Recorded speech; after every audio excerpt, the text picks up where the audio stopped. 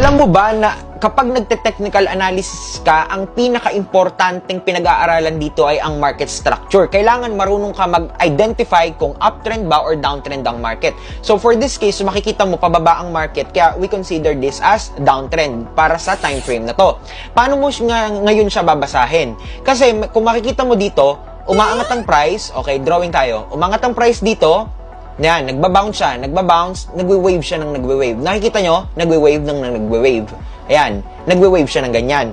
So, itong mga area na to, yan yung tinatawag nating mga structures. Okay, ito, mga structures ang tawag natin dyan. Paano ba natin siya binabasa? Okay, so since downtrend si market, pag ganyan si market ngayon, we consider this as lower high.